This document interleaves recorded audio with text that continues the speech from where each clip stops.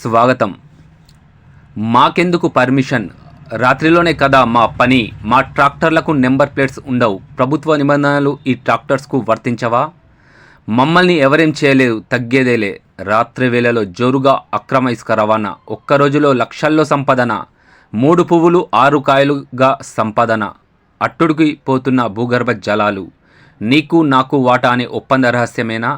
నిమ్మకు నీరెత్తనట్లు పలు శాఖల అధికారుల తీరు.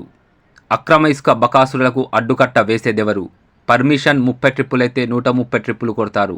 3 ట్రాక్టర్స్కు పర్మిషన్ ఇస్తే 10 నుండి 12 ట్రాక్టర్స్ అదే పర్మిషన్ లెటర్. అడ్డగోలుగా అక్రమ ఇసుకతో లక్షలు సంపాదిస్తున్న వైనం రాజకీయ నాయకుల అండదండలతోనేనా? ఇందలవాయి మండల కేంద్రంలోని లింగాపూర్, మల్లాపూర్ వంటి వాగులలో నుండి అక్రమంగా ఇసుకను రాత్రి వేళలో ప్రభుత్వ నిబంధనలకు విరుద్ధంగా ఇసుకను తరలిస్తున్నారు. మాకెందుకు పర్మిషన్? మేము రాత్రి వేళల్లోనే కదా దర్జాగా అక్రమంగా ఇసుక రవాణా చేస్తున్నాము అంటూ విచ్చలవిడిగా యథేచ్ఛగా ఆగడాలు కొనసాగిస్తున్నారు. మండలంలోని 90% ట్రాక్టర్స్కు నెంబర్ ప్లేట్స్ ఉండవు. అక్రమంగా ఇసుకను తరలిస్తున్న ట్రాక్టర్లకు నెంబర్ ప్లేట్స్ ఉండకపోవడంతో మండల ప్రజలు పెదవిరుస్తున్నారు. ఏదైనా జరగరాని ప్రమాదం జరిగినట్లయితే ట్రాక్టర్కి నెంబర్ ఉండదు. ట్రాక్టర్ని ఎలా గుర్తుపట్టాలని మండల ప్రజలు ఆందోళన చెందుతున్నారు. నెంబర్ ప్లేట్ విషయంలో ట్రాక్టర్ వారికి ప్రభుత్వ నిబంధనలు పట్టవా అని ఆగ్రహం వ్యక్తం చేస్తున్నారు.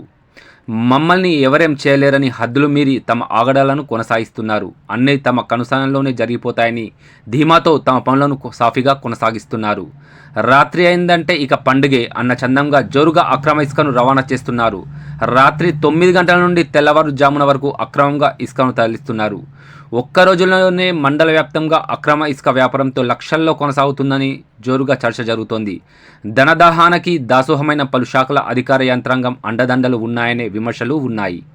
మండలంలోని ట్రాక్టర్ యజమానులు 3 పువ్వులు 6 కాయలే ధనార్జనగా లక్షల్లో అక్రమంగా సంపాదిస్తున్నారు. వారి సంపాదనలో ఏమాత్రం ప్రమేయం లేకుండా ఈ తాతంగమంతా జరుగుతుందంటే నమ్మశక్యంగా లేదనుకోవచ్చు.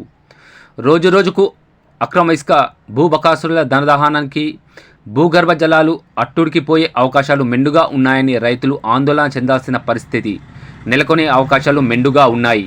మండలంలోని పలు ప్రాంతాలలో ప్రజలు అక్రమ ఇసుక రవాణాదారులపైన పలు రకాలుగా నీకు నాకు వాటా జరుగుతున్న కోణంలో చర్చించుకున్నట్లు వినికిడి.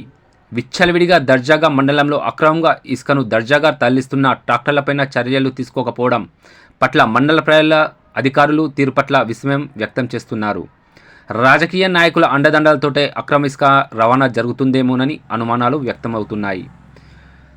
ఇప్పటి వరకు ట్రాక్టర్లను సీజ్ చేయకపోవడమే ట్రాక్టర్ యజమానులకు అండగా మారిందనవచ్చు. ఇలా పట్టుకుంటారు, అలా వదిలేస్తారు, షరామామూలే అన్న చందంగా అక్రమ ఇసుక రవాణా నడిపిస్తున్న వారిని చూస్తే ఇటీవలే ఓ సినిమాలో తగ్గేదేలే అనే డైలాగ్ను తలపిస్తోంది. ఇలా పట్టుకుంటారు, అలా వదిలేస్తారు. ఇదే ఇందల్వాయి మండలంలో జరుగుతున్న సంఘటనలతో మండల ప్రజలు ఆశ్చర్యానికి గురవుతున్నారు.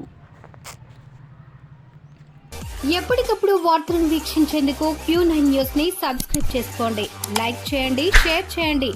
విలువైన సమాచారాన్ని ముందుగా మీరే తెలుసుకునేందుకు బెల్ బటన్ ని క్లిక్ చేయండి.